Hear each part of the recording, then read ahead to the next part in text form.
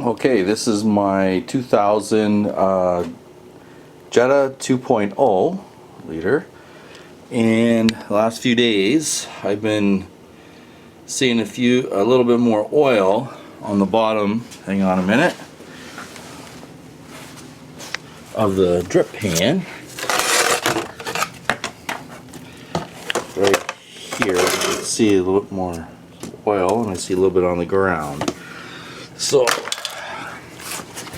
what I've come up with is there's the oil filter, and right there's the body, a bit more light there, which is, see, some oil drops coming from here. So it's not from the filter, it's from behind here. So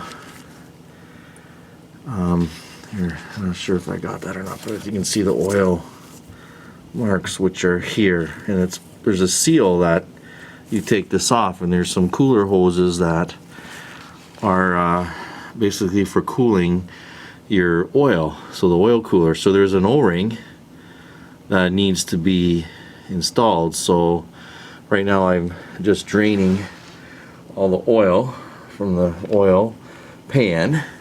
I'm going to do an oil filter change, everything, and then I'm going to show you how to remove the oil cooler and then add the new VW O-ring, and I'll give you the part number for it. So I think this is also for Golfs as well. So this is another drippy spot here for the 2-liter VWs anyway. So we're going to get to that, and then hopefully no more oil leaks.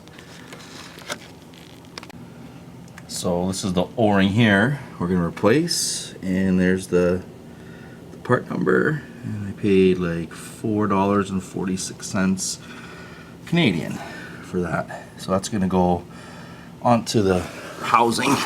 So you're going to need a 27mm socket like this, and that's going to go up inside. I already took the oil filter off, and you can see now where that housing is. So we're going to take the up in there, and we're going to remove the oil cooler, and we don't have to take off hopefully I don't have to take off the cooling lines, or else I gotta drain all the antifreeze.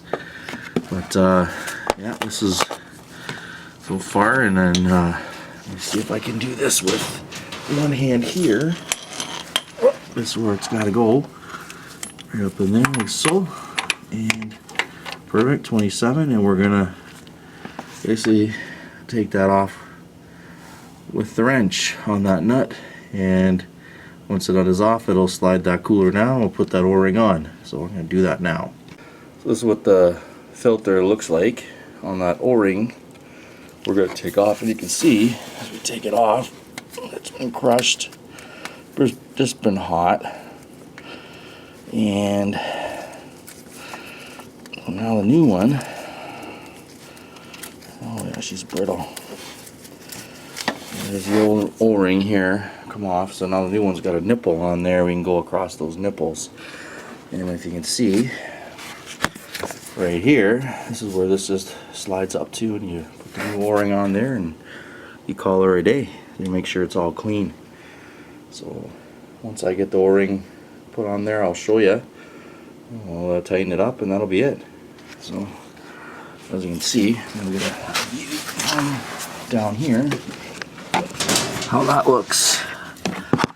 But here it is there. That's your filler goes, or your oil filter, and you can see the oil lines are still connected, and there's your housing right here.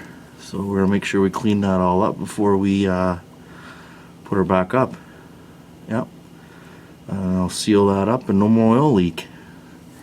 Awesome. $4 fix. So here you can see the two O-rings that I pulled. The one, this is the old one, and you can see how brittle it is. It's just this is the new one, and see she's got these little tips on there, tabs. We're gonna put it onto here. So what I've done is I got basically lubed lubed it with a little bit of grease or oil, and now I'm just gonna fit it on top onto one of these here. And I also lubed the whole assembly on where it's gonna mount. So it's kind of hard with one hand.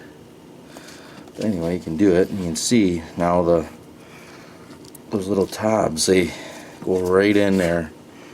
You can see it's not going to fall out, so I'm going to put a little bit more lube on here, and then I'm going to torque it up. And I believe it's 18 foot-pounds on that 17 mil nut, and then that's it. You're done. Oil leak is no longer. So like I say, this is the old one there. You can see it's just totally shot and just started leaking oil. So there we go.